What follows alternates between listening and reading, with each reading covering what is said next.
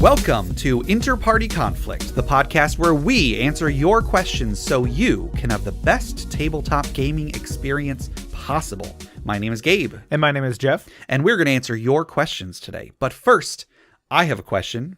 Jeff, how are you doing today? I'm doing all right. Little tired. Just got back from a family trip. Sure. It's my niece's birthday. Cool. And you were going to the windy city of Chicago. And it actually was really windy over the weekend. Then you've come back to the windy state of Michigan. Sure, yeah. It was also very windy here, too. Windy here. But woke up on Sunday morning and I woke up just in really early in the morning just to the sound of wind. Sure. It wasn't anything particular. It wasn't like a tree hitting anything or whatever. It was just wind. And I was like, oh, all right. Yeah, I guess I did remember hearing that on the weather. Okay. Yeah. It was, and driving in heavy wind can be kind of scary because that. Oh yeah. You get on a bridge or you get to where there's a field on either side, so there's not a lot of tree lines or anything like that, and you just get that really big gust of wind and your car's I'm gonna be in this lane now. Right. So yeah, you gotta keep I'll always keep your hand on the wheel, but you gotta have a firm grip when there's extra wind going on. Yeah. I've been sick, and we actually had to change up our recording schedule a little bit this week because of it. But yeah, so this episode's being recorded a little bit closer to the release date than it usually is. Sure. Usually, because we have a bit of a week delay, usually when something happens, we don't get to comment on it until the following episode. True. But a couple things that I want to mention for this week. We've had quite a bit of traffic on the Discord. Oh, yeah. Because last episode, we really pimped out that Discord. And I want to say that is actually Noah Wizard, our friend and patron. He was like, hey, you guys, occasionally you guys have questions that are from Discord. You should really pimp out that Discord. Get more people on there. And so that's why we mentioned it so much last episode. And we've gotten in the last week, we've gotten 5 more people on there. Yeah, I think we're up to at least 30 people or so right now. Yeah. It's really cool. So we've definitely gotten some more discussion, and it's been really cool. It's becoming much more of a community. Yeah. So if you're not already on the Discord, please join us on the Discord. You do not need to be a patron to come join us on there. And yeah, we have places for you to, if you want to submit questions or items and all that, you can do it there. Yep. Or if you can just come and chat, Yeah, it's great just to have people just talking about D&D, talking about the podcast, talking about whatever you feel like coming on there for. Yep, there's a channel in there for basically anything. So, and also I want to mention I bought a 3D printer. Yes, I know I was talking about wanting to get one last episode. So I got one, and it's amazing. Yeah. It takes forever to print anything. Sure. At first I printed some stuff that was 20 minutes, an hour and a half. Now pretty much everything I want to print is 8 hours. Yeah. 14 hours. Yeah.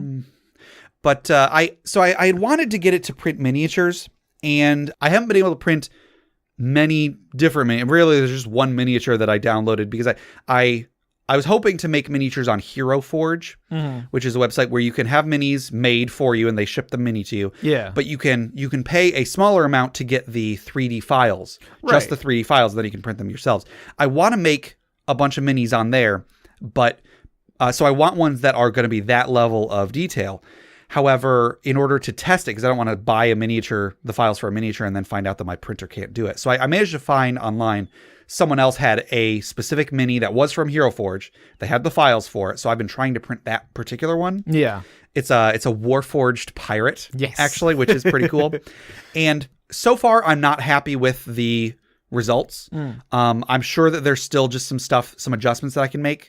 But so far, the times I've printed it 3 times so far, and they have not looked great. They've looked okay, but I want to try to get it the best quality possible before I start investing more money into it. Yeah. So that's a little disappointing so far, but stay tuned, I guess. Sure.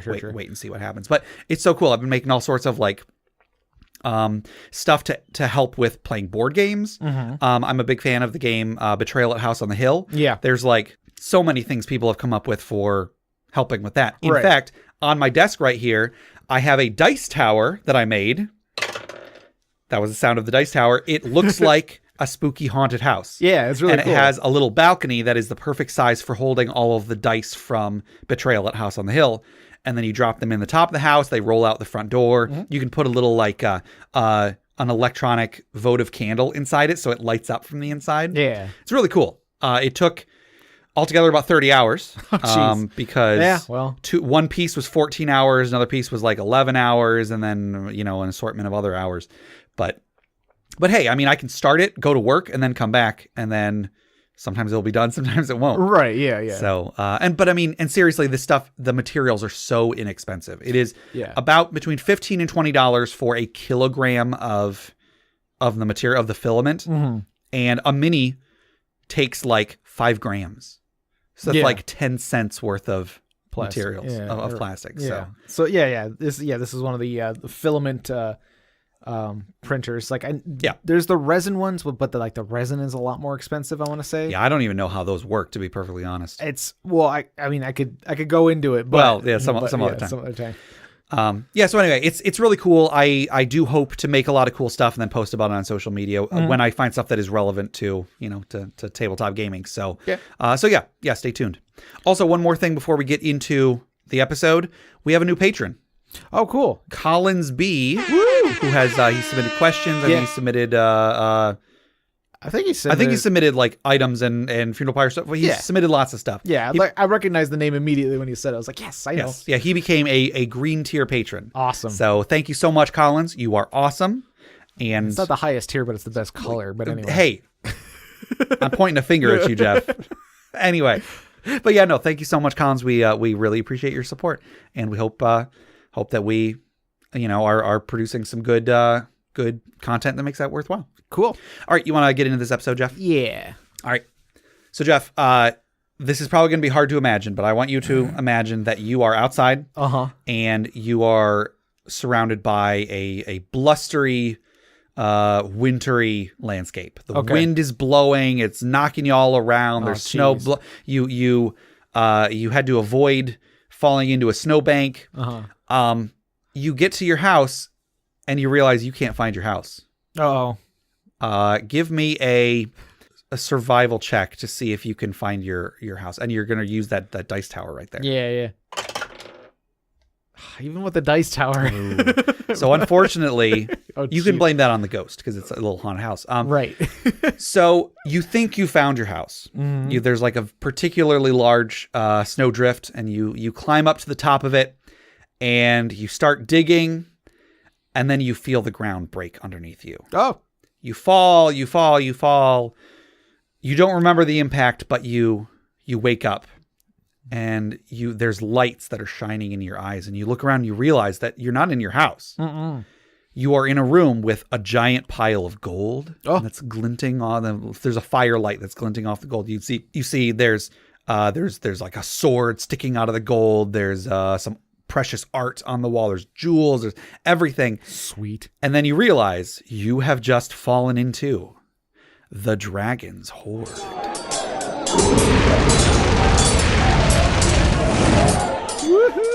You see, because you remembered that actually another dragon moved into the neighborhood. This one is a white dragon. Oh. That's why it's been so cold lately. Well, because he laughs a lot. You see, he goes outside and he just laughs, and then his cold breath just... Man, there you go. Like he's just sitting in front of a TV. He's like watching some like sitcom or something like that. Exactly. He's watching The Office. Yeah, and every time he laughs, it creates a blizzard. Yep. So today's item was submitted by the DM's Council via email. And I figured that this one, although I meant to do this closer to like New Year's, I think it is still appropriate. Right. Going by the weather. This is the Rod of Winter Wonder. Mm-hmm. This is a legendary wondrous item.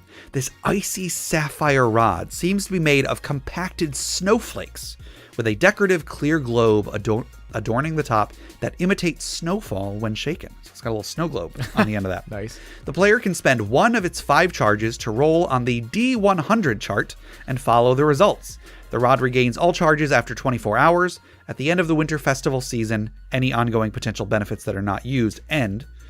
And also at the end of that season, the rod goes dormant until the next year. Oh. So we've got to use this rod before we get to spring, because then we won't be able to use it again. Sure. So this item It is very similar to the Rod of Wonder, which is in the Dungeon Master's Guide, but all the things that it does are winter themed. Right, yeah. And there's 100 things on this list. We are not going to read all of them. Yeah. We're just going to read 98 of them. So number 1. No, I'm joking. We kind of picked a few that we will read. All of them are great, and they all, or at least most of them, they all have some sort of like a little name at the beginning, and all of them are some reference to something wintry. Yeah. So, So do you want to go first with one of the ones that you liked? Yeah. So one that stood out to me was, so if you roll a 71, you get Damn the Shelf. If anybody's familiar with Elf on a Shelf, I'm not that familiar with it, but I'm adjacent. It's a little elf that you put on the shelf and then tell your kids that it watches them and reports back to Santa Claus. Yeah, it's really there's some don't think about it too hard. Right, yeah. Don't unpack that too much. Okay. So, Damn the Shelf. For the next 24 hours, a stuffed sprite doll dressed in bright festive clothing follows you around and sits just out of peripheral vision on the nearest table, bench, or shelf. When in not direct line of sight of you, the sprite will move and misplace items, leaving evidence that you are the culprits. If destroyed, the doll will reappear in a different location near you, an adjacent room, under the rug, or in your backpack, etc., and to continue its mischievous game. Yeah. So it's just a little doll that's just always just out of sight. Yeah. That is making mischief and then blaming you on it. Sure. So yeah, kind of a curse. Yeah. To an extent, I would say. All right. Yeah. It depends on how creative the DM wants to get with what the elf is up, what the sprite is up to. Yeah. Something a little bit simpler is number 78, Silent Night. You cast darkness and silence in the same location. Well, dang. So it makes the area dark and silent. That's pretty powerful. Yeah. There's a lot of these that are just like kind of minor things. Back earlier on number 2, Let It Snow. Prestidigitation spell effect of a 20 by 20 foot area. Light snowflakes fall for 1 hour, granting no benefit other than light obscuration. Actually, I'm not sure if obscuration is a word, but anyway, it obscures vision lightly, so just a little bit. Another one, number 3, a nice hot mug. All beverages within 60 feet of the player change into eggnog, hot chocolate, or apple cider. Player's choice. Oh, man. Now, you got to ask the question, does that include potions? Oh. And then, I mean, maybe the potion becomes non-magical. Maybe the potion just, now it's magical eggnog. Yeah, it's just healing potion that's also eggnog. It says beverage. I wouldn't say a potion is a beverage. Okay, that would be a legitimate response, I would say. Number 68, Black Friday. The next item you buy from a shop or vendor is half price, only if the item is in stock and is appropriate to sell. Sure. So you couldn't be like, hey, I want to buy this shop from you. And the shopkeeper's like, what? Oh, no, it's half off. No, it would have to be already on sale. I'd say it should also have the thing at a thing at the end that it's like it breaks exactly when the next festival begins. Oh, there you go. Like that item that you got half off, you'll have to replace the next year anyway. Yeah, that's a good point. And then number 9 I thought was really neat. It is Freshly Baked for Battle. A freshly baked gingerbread army, 1d6 men, springs forth to aid you. Each man has HP 1, AC 1, and speed 20. It can use the help or use item actions during your turn. It can also be eaten once per round to restore 1d8 hit points. No, you gotta eat your own men. You gotta eat your own men. Hey, sometimes it happens, Jeff. It's winter. Sometimes you have to eat your own people in the winter. And then, as with a lot of these lists, like the higher you get, generally speaking, the more powerful the effect gets. So I want to talk about number 99, a large holiday miracle. You cast the wish spell. Ugh. You must follow all the rules of the spell. You can disregard the resting, personal damage, strength increase, and chance of never using wish again as a result of the spell. Because a lot of people forget about those as the cost of casting wish. This, you have a 1 in 100 chance, 6 times per day, to cast wish with no drawbacks. That's a big deal. That's a big deal. I mean, I guess there's other bad things that can happen too. Right. I mean, you can get a horrifying elf doll that follows you all over the place. Yeah. And then number 100, time spent with family and friends. Says this effect can only occur once per season. I would apply that to the large holiday miracle as well. I would say if you are able to cast wish, you can only do it once per season. So you cast a Mordenkainen's magnificent mansion lasting 72 hours and can't be dispelled or damaged by any evil being, which has a semi-permanent gate spell as long as the target is friendly towards the party.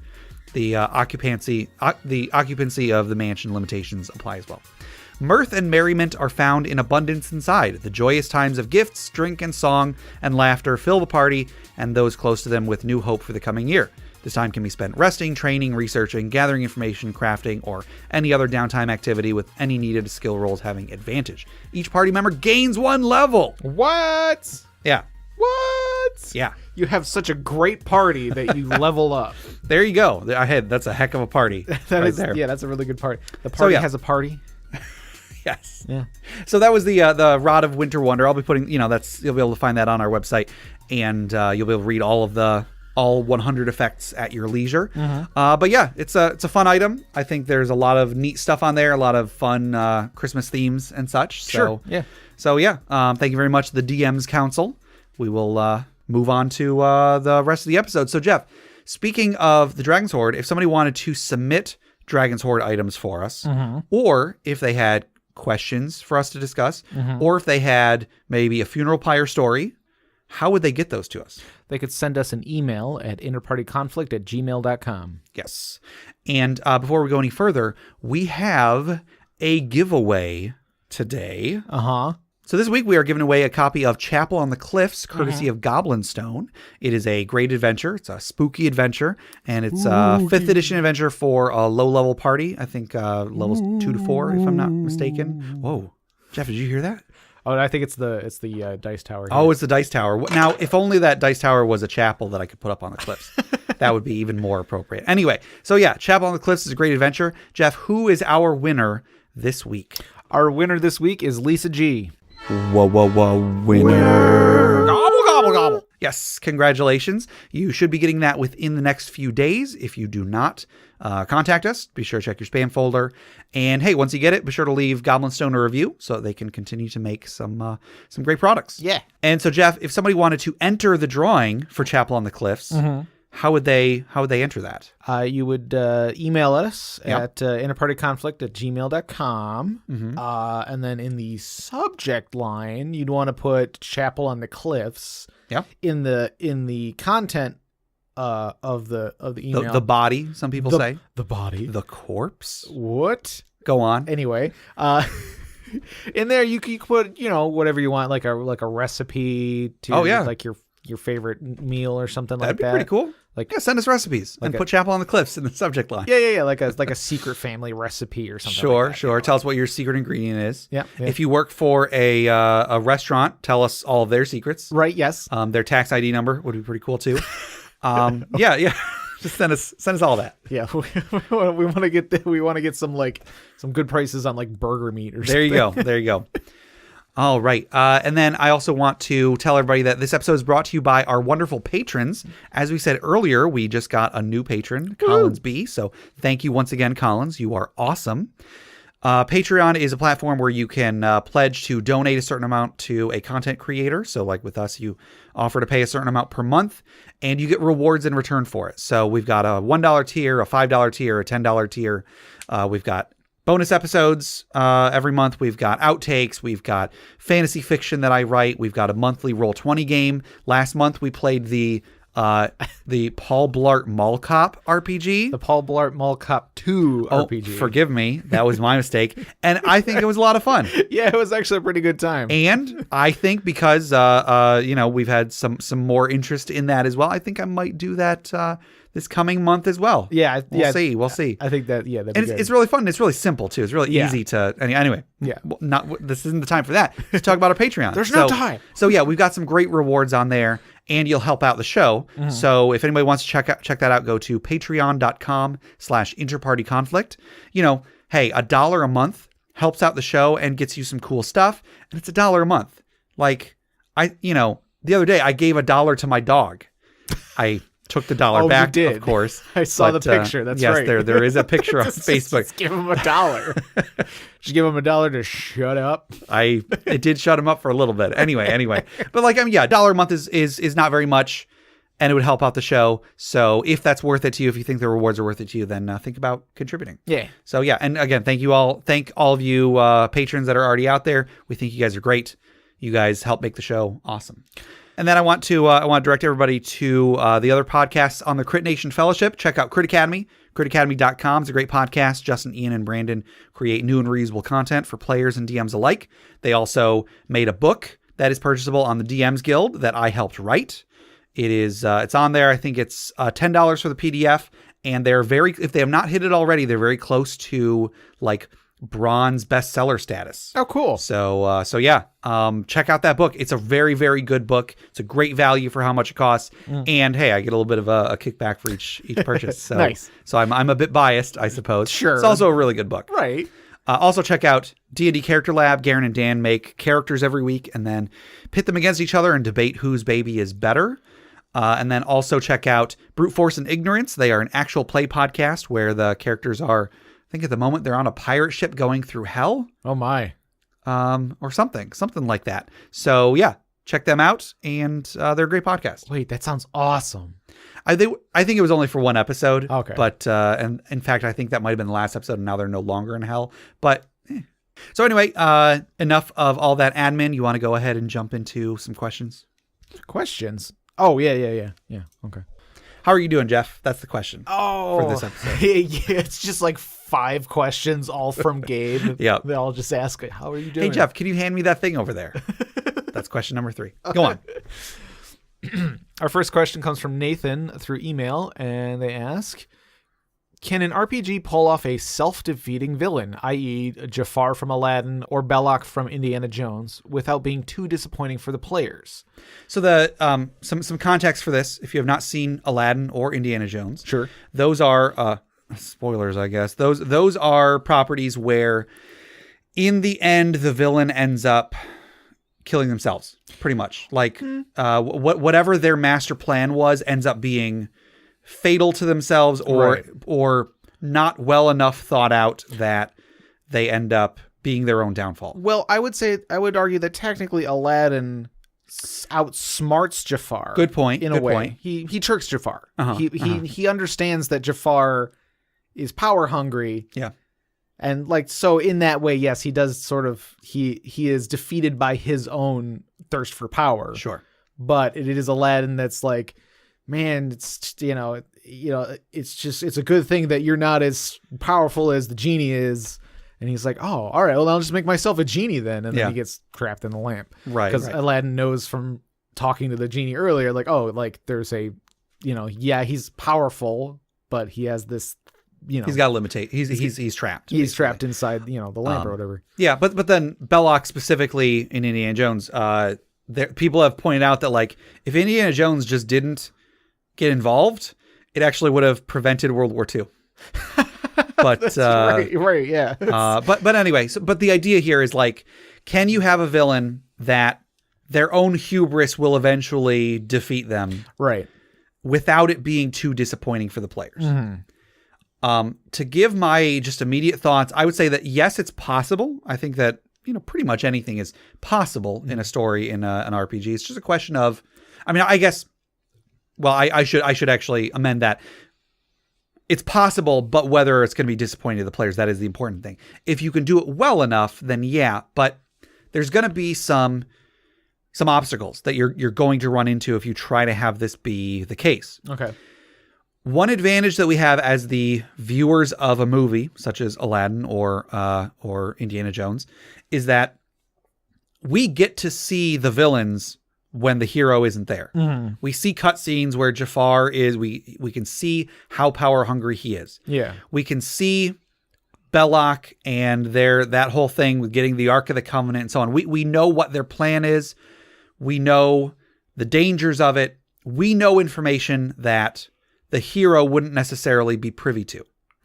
So if you're going to be running something like this, it is very likely that the players, you're either going to like very ham-fistedly give them that information, like have some NPC that somehow knows, oh, his plan is doomed to fail. Have that NPC say it around the PCs so that they can hear it. Or they're just not going to know. And then when the climactic battle happens and then they, I don't know, hit the big red button and it ends up killing them or whatever, it's going to be like, what? Yeah. Like, why did that happen? Yeah, yeah. And then it's like, oh, well, we didn't talk to that one NPC who would have told us this was going to happen. Right. Yeah, you're not going to get the payoff if you're not seeing the buildup. You know, if you don't, if you're not familiar with why the villain is going to fail. Sure. You're not going to understand why, So the question to the DM has to be like, are you confident enough that you can give the information to the players that will make it not completely out of left field? But then also there is the question, let's say, even if they know, oh, his plan is doomed to fail, what are they going to do with that? What if they're just like, oh, okay, cool, let's just let him do it then? What if Indiana Jones knew, oh, if they open up the Ark of the Covenant, it's going to kill everybody that looks into it? Let's just let him do it. That would be a very interesting movie. You know what I mean?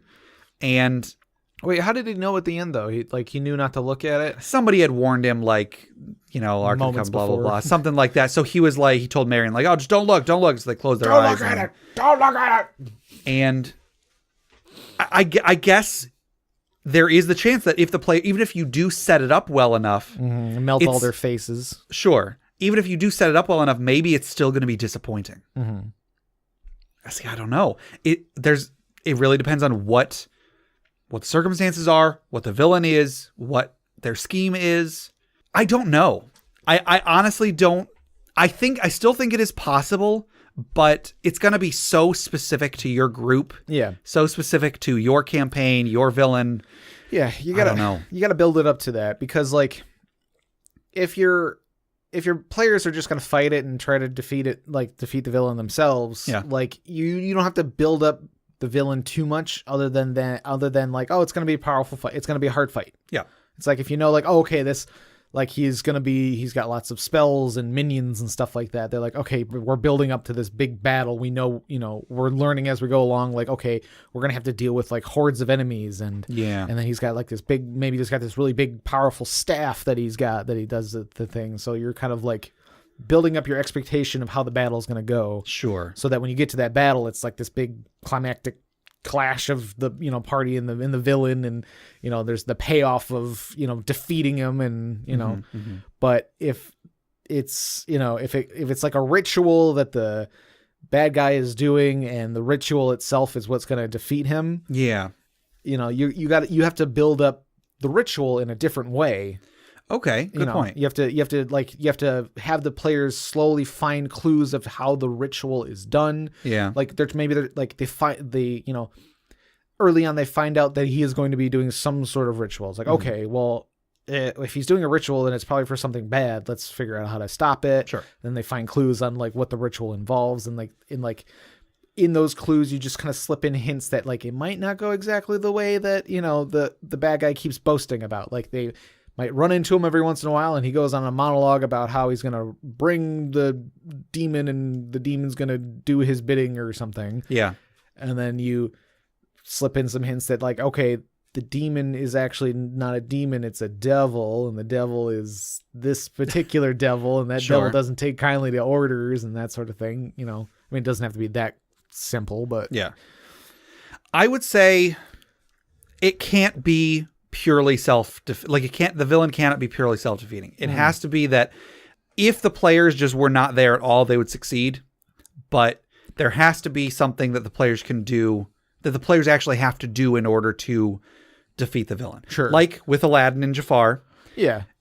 If the players know, okay, he's power hungry, then they still have to convince him to try and get more power. Mm-hmm. They have to convince him that, well, they can, if you would have more power if you did this, and then he'll go and do that.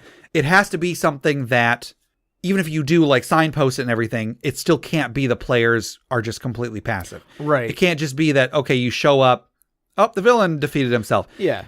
If it has to be something that like the players have to fight them, or they have to do something, and then it is the defeat of that fight. It is the defeat at the end of that fight, or it is whatever the players succeed on that drives the villain to finally do the thing that does end up being their undoing. Yeah. Which Again, it kind of ties into like, is that going to be satisfying? Because it's basically stealing the final blow from the players. Yeah. But like you're saying, if you do it in the right way, you're not really stealing the final blow. That just the final blow isn't going to be a roll to hit. Sure, it's going to be it's going to be an act that the party does that then triggers the end of the villain in some way. But it might be like the players manage to do a thing that ruins the ritual in some way, so that the villain has to make a desperate attempt to try and fix the ritual, and ends up whatever he's doing ends up backfiring in some way and destroys him. So let's say the villain is trying to like open up a portal that's going to like summon a giant dragon or something like that, and you could tell the players, oh, you've heard legends of this dragon, and this dragon does not like being controlled, so it's very likely that this dragon, when it shows up, is just going to eat the villain. Right, yeah. It's going to destroy everything, basically. Right. You can still have an encounter where the players get there before the ritual is over, and they can try to stop him, and you can still, have, like, you can still, for all intents and purposes, have the players defeat them. But then, once the battle is over, he pulls a trump card out of his pocket, something that cuts his arm, and his blood is like the final reagent or whatever, and then the portal does open up. But then the dragon shows up and eats him or something. The trick is to not tell your players in 100% certain terms that this will defeat the villain. Right, yeah. If they know there's a chance it will defeat the villain, they still have to go and try, because the alternative to that chance is, well, he succeeds. Right, yeah. Jafar has all this magic power. Yeah. Hitler now has the Ark of the Covenant and is unbeatable in combat or whatever.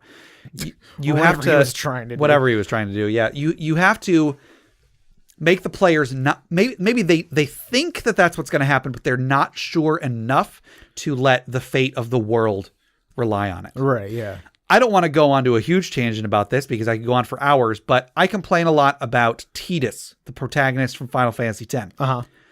In that game. Yes, it's pronounced Tidus. It is whatever. Yeah. So in that game, there's this big nasty monster that like every... What's the name of the monster? Sin. Oh, it's just called Sin. Right. Yeah. So every few years or every few decades or whatever, every X amount of time. Yeah, I know. Every X amount of time, this giant monster shows up and just goes around the world killing people.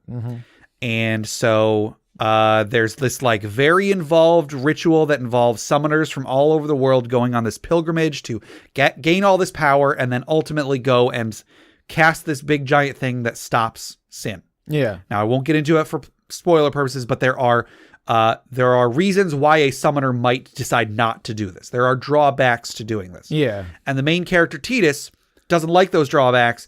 And so he decides, no, I think that there is another way to stop Sin. We're going to do something else to stop Sin. He has an idea that this is possible. Right, yeah. He has a hope. Yes, he has a hope. I think that it is fine to give your players the hope that this might not be as bad as, the villain might just end up killing himself. Right. The problem with Final Fantasy X is that Tidus is so sure that this will succeed that he actually makes it impossible for anyone else to perform the ritual to stop Sin. He cuts that off entirely without actually knowing what he is going to do. Right, yeah. In the end, spoilers, he succeeds. Spoilers, right. The protagonist wins. Yeah. And so you can say, sorry, I rant about this game a lot. In that game, the ends justify the means because he is successful. It is like he knows, the villain's just going to kill himself, and then he just sits at home. Okay, cool, the villain killed himself. If you let your players be so certain that the villain will kill themselves, then that's bad. Right. So in other words, Final Fantasy X's plot is bad. You want to make it so that there is an idea, but the players have no way of being sure, and the risk is too great. Tidus risks the whole world's safety because he thinks there's a better idea. There's got to be a better way. Yeah, you don't want to do that. If your players are willing to risk the whole world on a hunch, well, I mean, maybe that's the types of players you're dealing with, but you want to stress that this is not certain. If Aladdin was not there to convince Jafar he needed more power, maybe eventually he would have said like, oh wow, Genie's got more power. I want to be a genie. Yeah. But Aladdin had that hunch. He knew the information ahead of time. He acted on it, and he was successful. Sure. So you want to set it up in a way that the players know what might happen. You want to make sure that they know it, because if they don't know it, it's definitely going to just come out of left field. But you want to make it uncertain enough that they're still motivated to try other means. Yeah. So you gotta tempt them with phenomenal cosmic powers. There you go. But not tell them about the itty-bitty living space. Yes. Thank you, Jeff. Our next question also comes from Nathan. Thank you, Nathan. Thank you, Nathan. Through email. How do you pull off a supernatural reoccurring villain where the players can't kill the villain until they complete a series of tasks? Can you set up the villain's defeat as a satisfying mystery, or would it just boil down to a bunch of skill checks? Yeah. So let me again just try to put this in context. So let's say the bad guy has cast some magic ritual that makes him immortal. Mm-hmm. Like there's just a bad guy out there. There's like a wizard that is immortal. Yeah. He found 7 orbs. Well, yes, that is kind of what I was thinking of. He wishes himself to be immortal or whatever. And the players encounter him, and you want this villain to be a recurring villain because he's immortal. Eventually, you want the players to complete a counter ritual or something. Yeah. They have to complete a certain amount of tasks that will then give them the power to kill this immortal villain. Right. So the question is, like, how do you pull that off? Can you set that up as a satisfying mystery, or is it just before you can kill this guy, you got to make a bunch of skill checks first? Right. So there's a couple parts to this, and I think that there's definitely some merit to this. Some pitfalls that I think are probably going to be likely if you're trying to do this. Because, hey, lots of people have this idea. I've had an idea to do something like this. I'm sure other DMs have had an idea. I don't think this is a completely foreign concept. Right. The difficulty, though, because this can work. This works in like movies and such. Yeah. Sure. In like Resident Evil 2, I know, because that's a game that has come out recently and is popular. There's a bad guy that like every time you beat him down, he just shows up again, and he's constantly on your tail, constantly chasing you. You are constantly living in fear that this unkillable, unstoppable monster will get to you. And sometimes there's a bug in the game where he shows up twice at the same time. Oh my goodness. Is that a thing? Yeah, like there's like gif of somebody like in the corner of like a hallway. Yeah. Like it's like that corner where like a hallway turns, and they like look to the left and look to the right and look to the left and the door opens and there he is, and they look to the right and the door opens and there he is again. Oh, that's like that's too much, man. It was bad. So you can do something like this. However, I think that it's easier to make it work in like a book or a movie than it is to make it work in a game where the players have agency. Now, in D&D, you can do, or other tabletop games, pretty much all tabletop games, there's just about anything you can think of at your disposal. If you just throw at the players a villain that can't be killed, one of two things are going to happen. Sure. Or at least two. I guess the third thing is that the players get scared and they run away.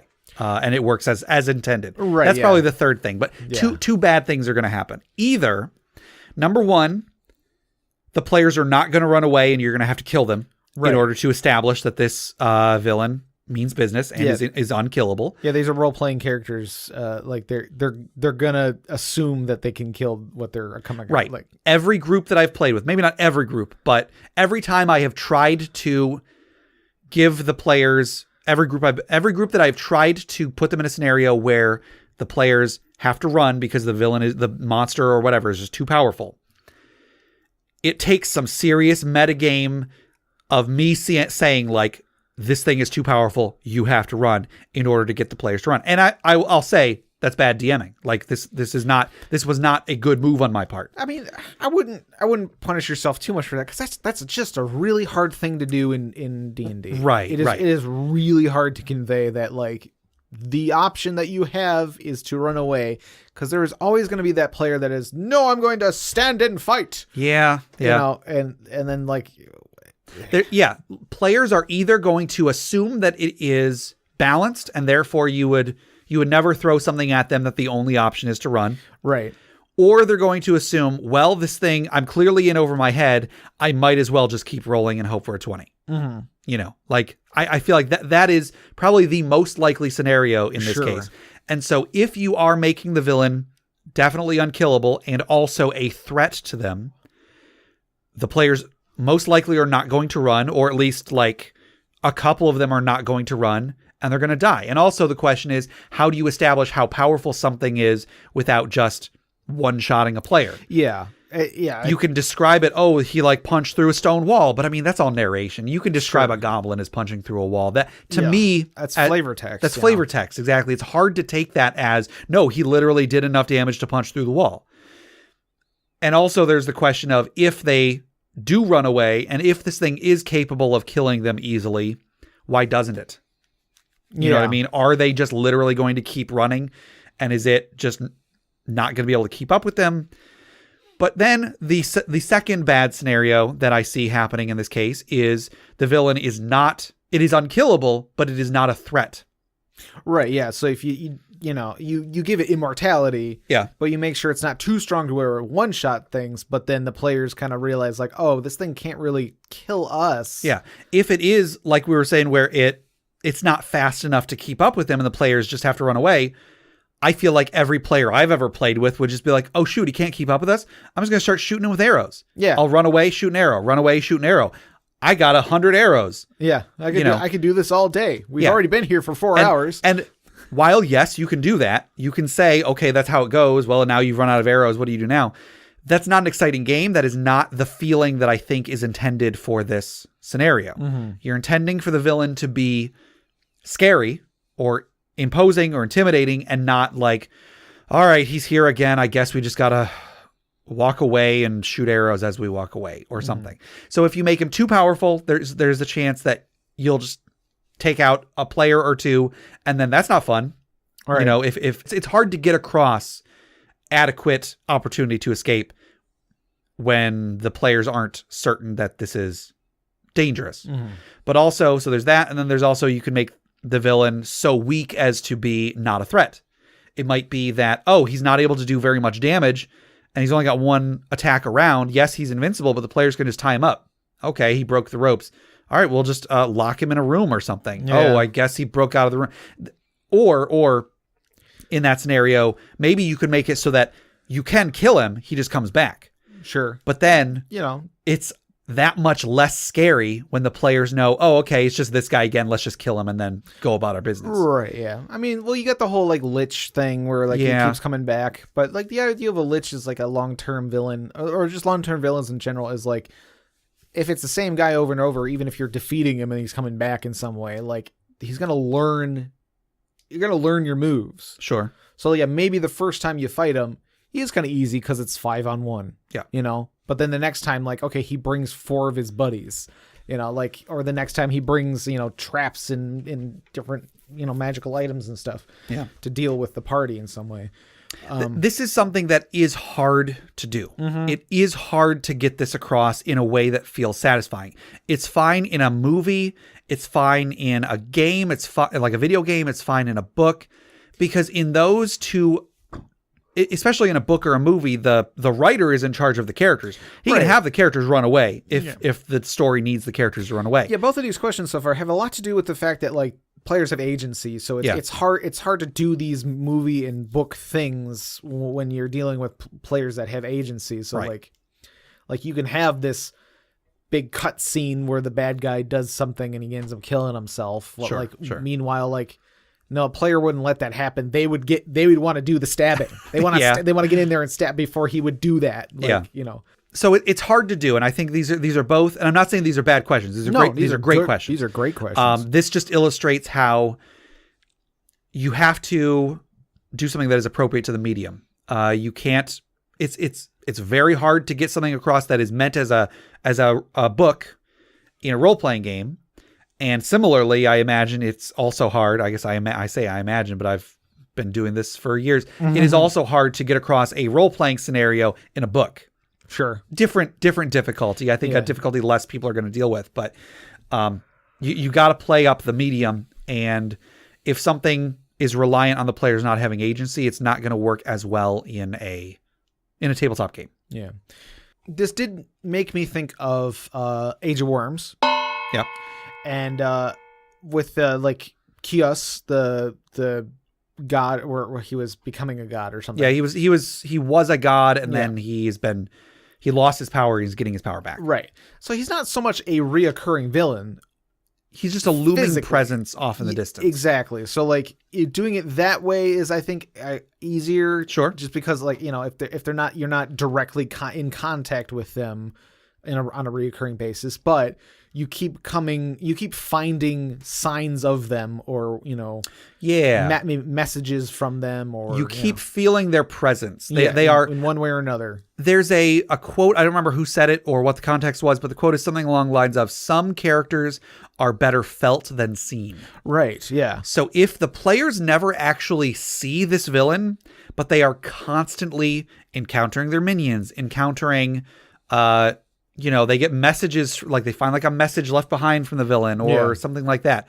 If you can make the players feel the villain, that will be better than actually having the villain show up, especially having the players fight the villain. Right. Yes. Yeah. It's the whole monster movie thing where it's like, once you see the monster, it becomes that much less scary, because it's like, well, okay, now I can see what it is. I can see that it has 4 limbs. You know, well, what would happen if you just cut off one of those limbs? Then it wouldn't be like, it's just like, once you define what the threat is, you start devising ways to not be afraid of it or to defeat it in some way. Sure. So like when you don't have a firm grasp on what the villain is, you don't know how to handle it. Yeah. Like you're just sort of building it up in your mind as this thing, and like, you know, the unknown is the scary part. So having the players fight a villain that is meant to be recurring is probably the worst thing you can do. Yeah. Like a reoccurring villain is fine, but if it's like supposed to be like the main guy, like having like a Sheriff of Rottingham kind of guy, like who's like, he's like the villain's right-hand man. Sure. And he keeps showing up, and, you know, you have to fight him all the time, and each time he's got more like cronies at his side. Like that's a fun thing. Did you mean to reference Men in Tights, or because you said Rottingham? Yeah. Okay. Yeah. Sorry, go on. I mean, that's just my head canon or whatever. Sure. That's how I see that story is through the Mel Brooks one. Okay. Well, I think that regardless of whether because this is asking about like a supernaturally recurring villain, so like a villain that does require some sort of a ritual to stop. Yeah. But whether it is supernaturally recurring or just regular recurring, I think that every time you're going to have the players encounter the villain, you need to have 2 things in mind. Number 1, how is the villain going to escape? And that's the hard part. I think that's the harder part, because if they are powerful enough to take down the players, why would they escape instead of just doing it? Like if they beat the players, why would they leave? Right. And then if the players are able to beat them, how are they escaping without the players able to follow? So you got to, number 1, keep in mind how they're going to escape to return again. And number 2, you want to make sure that every time the players encounter them, the fight is in some way different. If it is just the same fight, that's the worst thing you can do. Sure. So like you were saying, every time they encounter the Sheriff of Rottingham or whatever, he has more minions. Yeah. Have him have different minions every time. And so the strategy has to be different every time. If it is that this is a supernatural thing that is literally immortal, have it mutate in some way. Not like necessarily physically mutate, but have it develop more, I guess, sure. Have it develop more abilities or learn more things about the players, and therefore have different tactics. Make sure that each time the players encounter it, they can't use the same tactics they used last time. Because that's going to make it boring if it's just the same fight every time. And then it is not only not scary, it is also boring. Now, if you are trying to set up their defeat as like they have to complete a ritual or they have to solve a mystery or whatever, that's a good question. It is difficult to know how well to set this up. Similar to the last question, you got to ask, how are the players going to learn this? If it is like written in an ancient tome, right? Okay, foretold in the scrolls. Sure. I mean, that can work, but it's going to be difficult to introduce that without it just being like, oh, we talked to the right NPC and so they told us. Or you give your characters this very important list of names that nobody ever looks at. Sure. Because I was running a campaign where the players had a list of names that was this ancient scroll that was very crucial to the plot. Right. Nobody ever looked at it. It's like even I, as a player, not the character, knew that this was an important thing, and still just I think my character is holding on to it or something. Yeah, maybe. I don't know. It was just like, we'll figure it out later. I'll take the blame for that. It was probably like I could have done a better job introducing it to you guys. Anyway, as long as you set up how the players are going to learn this information, and then you make completing the ritual its own adventure or its own series of adventures. As long as the players have a memorable time completing the ritual, completing the skill checks, completing the mystery, then you will have succeeded. As long as they have a memorable time doing it, cool.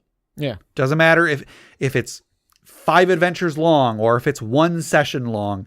If the players have a good time doing it, if you're able to present it in a fun enough way, it's not going to matter. I think even at that point, it's not going to matter how impotent the villain was. If it was enjoyable solving the mystery, the players will remember it favorably. I think it's a tricky thing. Be careful with it. Godspeed.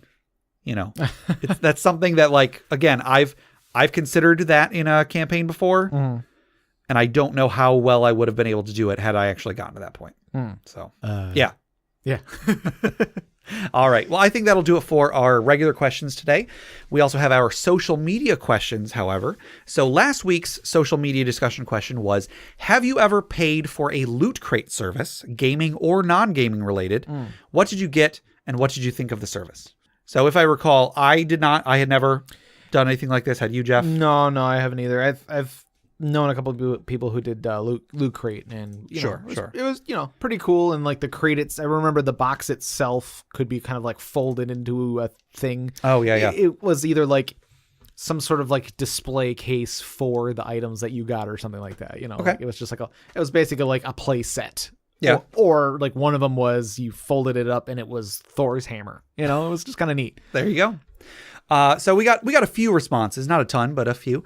Over on Facebook, Lisa G says, I like to watch Ashen's videos where he opens them up. It's fun to see the surprise, but ultimately you are paying money for a bunch of licensed crap that you don't pick out, and it would not be worth it to me. Sure. I did spend about $150 on mystery items from the clothing brand Too Fast when they did a massive clear out sample sale.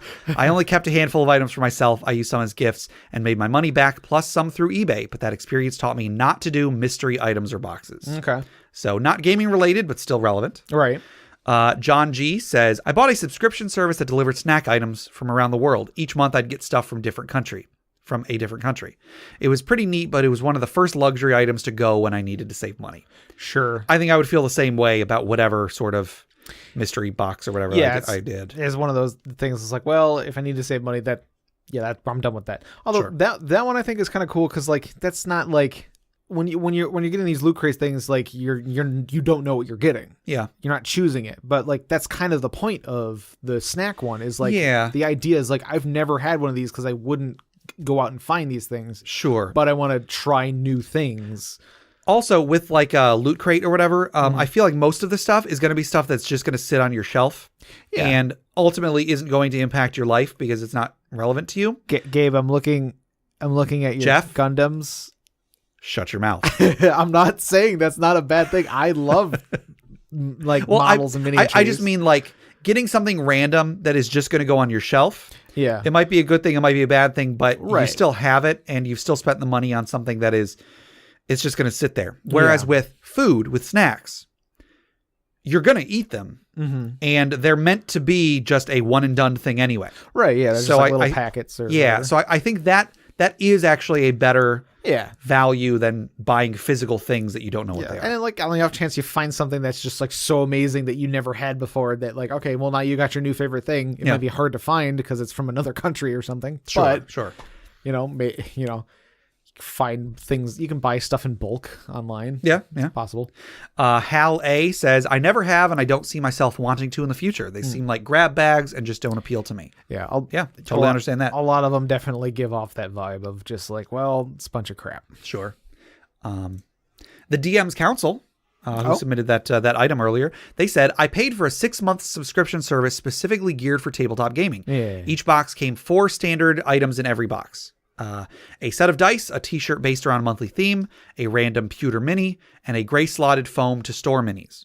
Everything else varies based on each month. Sometimes it was online vouchers to fantasy genre PDFs, music, or other digital items, or the other items that were physical, like a book of monsters or creatures, adventure modules of the theme, maps, cardboard minis, and stands. Each month was based on a theme like dwarfs, spiders, vampires, dragons, etc. My only real gripe was that all the stuff was not licensed by Wizards of the Coast, and it was all third-party stuff that wouldn't get used in a game unless you were the DM running it.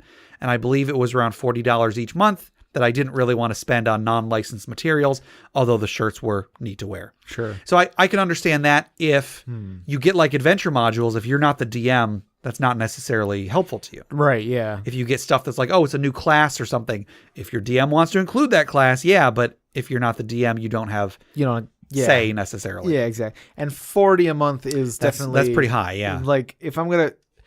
Like, I don't... For something that's like this, like recreational in some way, 15's pretty much my limit. Yeah, like, I would say same Which, here. I mean, like, I've based that on... I played WoW for years. Sure, like, sure. And that's about $15. Go on. Sorry. But, like, I based it on that, but, like, because I can sort of quantify the amount of fun I had and the how much money I was spending on it. It's like it wasn't like I didn't feel like I was wasting money during the time when I would play regularly. So like I feel like if $15 a month for a recreational thing, that's basically my limit unless it's very specific to my needs. Yeah, I can see that. And even then, like, because this is like a loot box thing, 15's kind of I would say might even be too much because I don't know exactly what I'm getting. Sure. Although they do have like themes and you can kind of like opt in and out depending on the service. Yeah. But okay. So yeah, like I just 40 seems a bit much. Like if I was paying $15 a month to get like a few random minis that I could like, if I got better at painting than I am now, like if I was actually painting the minis I already have. Yeah. Like if I was getting if I was paying $15 a month to get like, a handful of minis that I can just like paint, for funsies. Sure. That'd be kind of neat. Yeah. Haley B, who actually was on our show on a bonus episode a couple of years ago. Oh yeah. Thanksgiving episode, I think our first year, she was one of our friends that was in town. She says, I did Loot Crate for a few months several years ago. It was fun to be surprised, but was ultimately disappointing because I didn't actually want anything that I received. I can't even remember what came in the boxes anymore. So I feel like that's probably what my reaction would be. Yeah. Brandon B says, rats. This is one I have no opinion on, but he said rats. So that gets a mention on the show.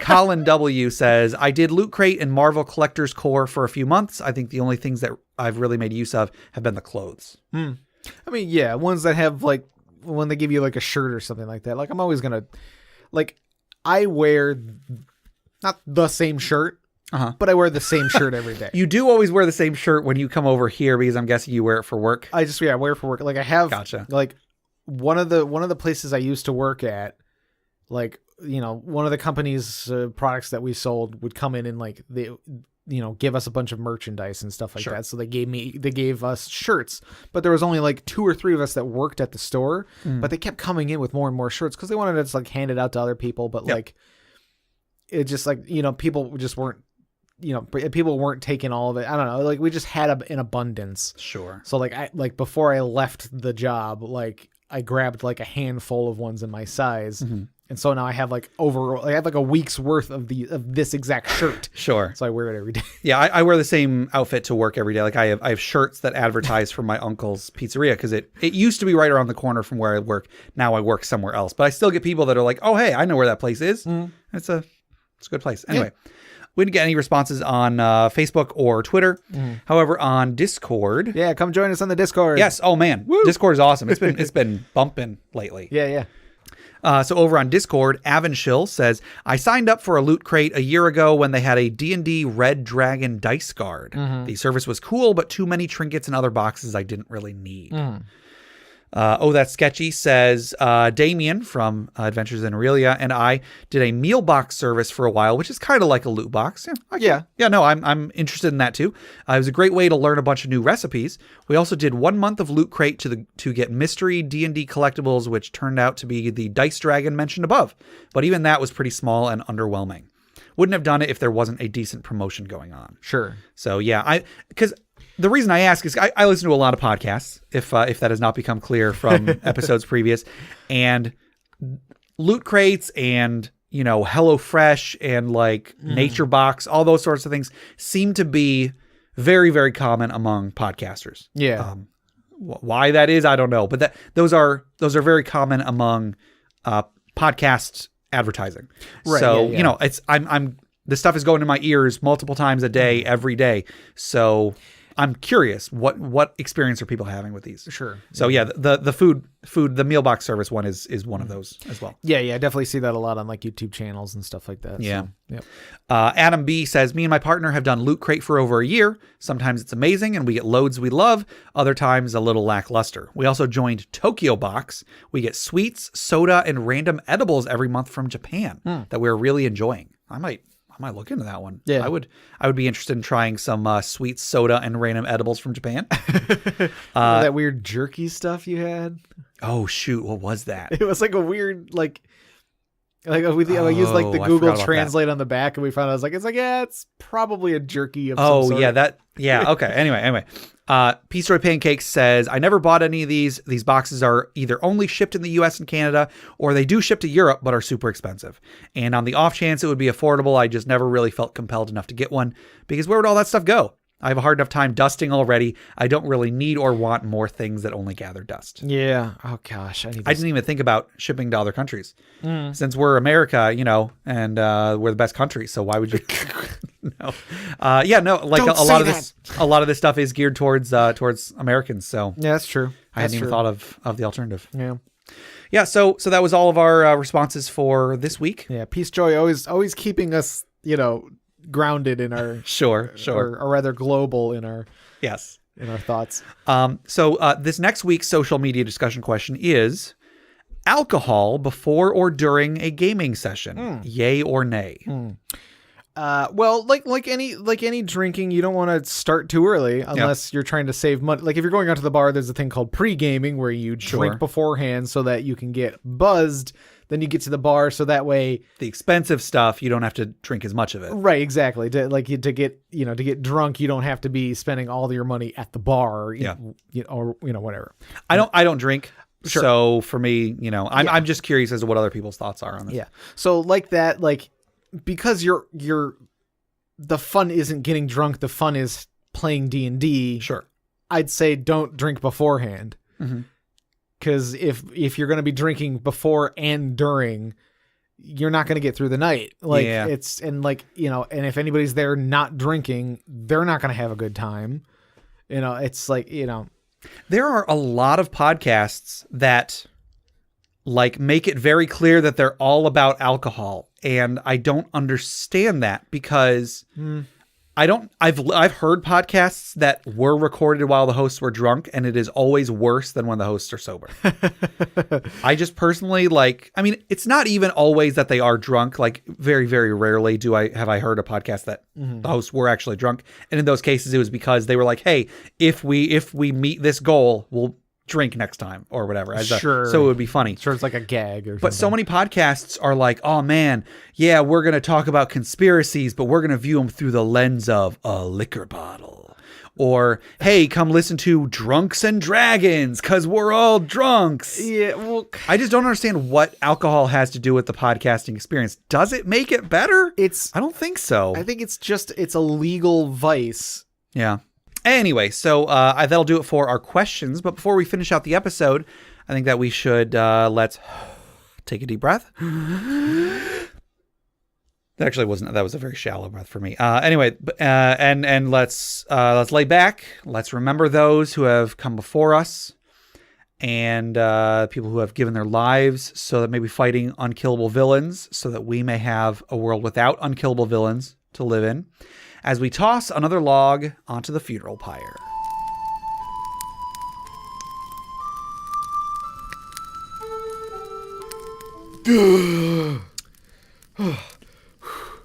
Jeff, don't do that. You're supposed to breathe. You're not supposed to hold it the whole time. Oh my gosh. Anyway, so this funeral pyre was submitted by Stiltskin Kupo 84 on Reddit. Perhaps my longest run character in AD&D was Og-Ur, the 600-pound psionic fighter minotaur with a woodland savage background. That's awesome. Now, I don't know if this was his intention. I think I remember hearing that in 1st and 2nd edition, psionics were based off of your mass. You could affect like X% of your mass. Oh. So it was very common for any time someone played a psionic character, their character was like morbidly obese because it's like, well, I got 500 pounds of mass. I don't know if that was his intent because he is also a minotaur. Yeah. But anyway, as per usual with PC minotaurs, I built him with perfect 20 con in mind for the regeneration effect and a psionic build most resembling the 4th edition Battle Mind class. Once we beat the campaign's big bad, our DM scheduled us a D&D session to basically explain the end of our story before planning characters for our next campaign. That's a really cool idea, actually. Only then did I realize that Og never had a goal in life. All of Og's riches not used in obtaining magic weapons throughout the adventure were spent paying an NPC bard to travel with the group and write songs to increase Og and company's fame. Also a great idea. Yeah. And with the campaign over, he felt not unlike a college football alum who would never see glory again. Og pooled all endgame wealth into buying a small island with adding 2 more wives to his now 3-wife harem, resulting in dark tales of any of the 3 bickering wives getting murderous justice on Og as he slept by cutting off his head and throwing it into the ocean, where his perfect con kept him in a perpetual loop of regeneration, suffocation, and death. What? Sometimes a hero's vision of victory becomes his very undoing. That's some Indeed. That's some like Greek god like crap right there. It really is. What the heck? That's awesome. Wow. Gosh. Well, let's raise a glass to Og. Og. Clink.